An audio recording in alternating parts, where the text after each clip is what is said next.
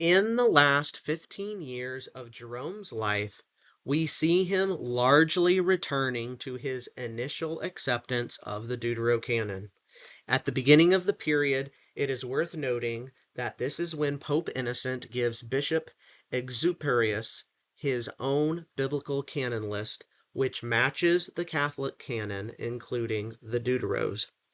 And we know that Jerome and Exuperius also knew each other well and corresponded, since Jerome's commentary on Zechariah is dedicated to Exuperius, who Jerome also praises in his letters 123 and 125.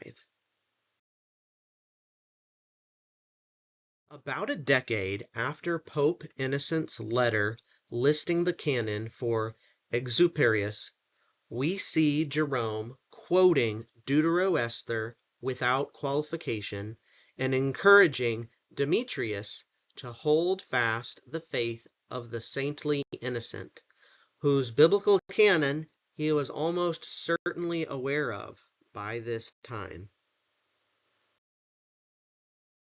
Around 406 AD, we have yet another strong and explicit citation where Jerome calls Sirach 22:6 divine scripture, clearly believing in its divine inspiration. We find this strong and explicit citation in letter 118.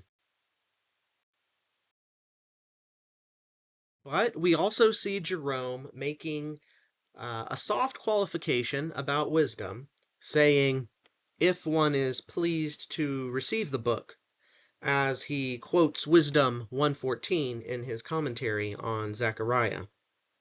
Then again, we see him admitting in his preface to Judith that the Council of Nicaea accepted Judith as among the sacred scriptures, despite how the Jews regard the book of Judith. In his preface to Tobit, Jerome himself explicitly says the Jews removed Tobit from their canon, from their catalog of divine scripture.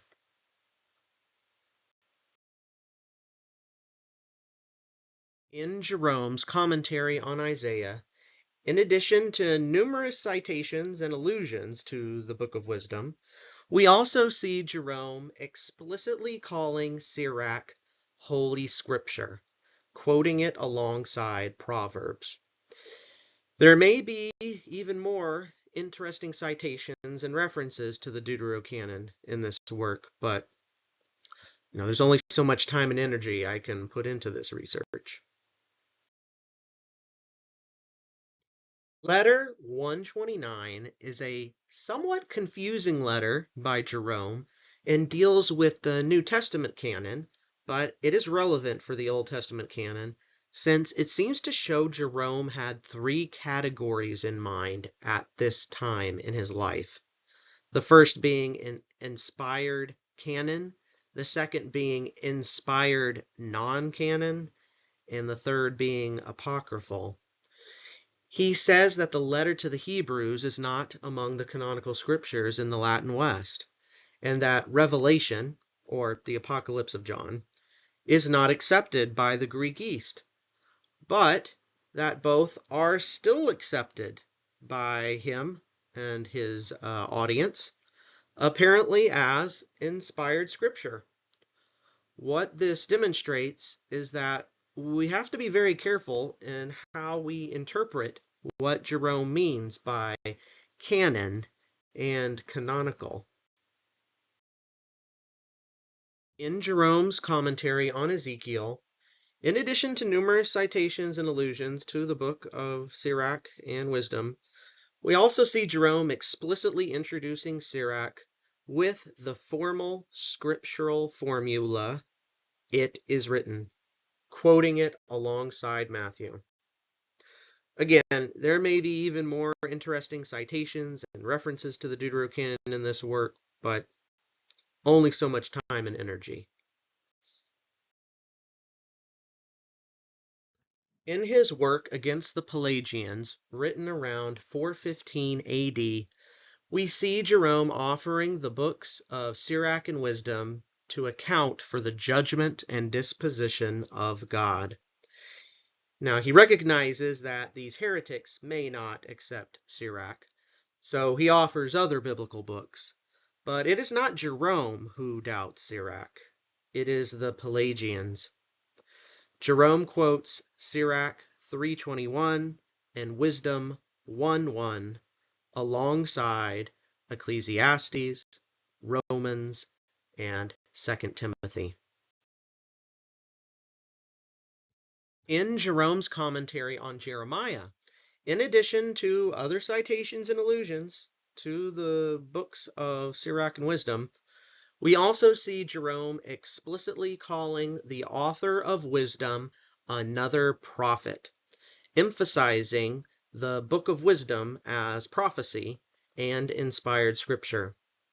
Jerome cites Wisdom 4:9 alongside Psalm 81. This particular quote from Wisdom also has implications for my video about Irenaeus, Jesus' age, and apostolic tradition. I'd encourage you to check that video out. In Jerome's commentary on Jeremiah, we also see him citing and introducing Wisdom 1:4 with Scripture says. Now, there may be even more interesting citations and references to the Deuterocanon in this commentary on Jeremiah, but only so much time and energy. In the last years of Jerome's life, we see him quoting 2 Maccabees alongside Daniel without qualification. But for some strange reason, apparently, maintaining his rejection of Baruch to the bitter end, literally. Notably, the Council of Carthage, in 419, the basis of the African Code that reaffirms the Catholic canon list and gets universally accepted by the Church, occurs about 1 year before Jerome dies. Who knows whether Jerome became aware of this council before his death. One thing is for sure, Jerome unfortunately never gets to witness the acceptance of the North African Code and its Catholic biblical canon list by the entire worldwide church. Check out my video on the evidence that the councils of Hippo and Carthage and their canon list was accepted by the entire church, East and West, not just the region of North Africa.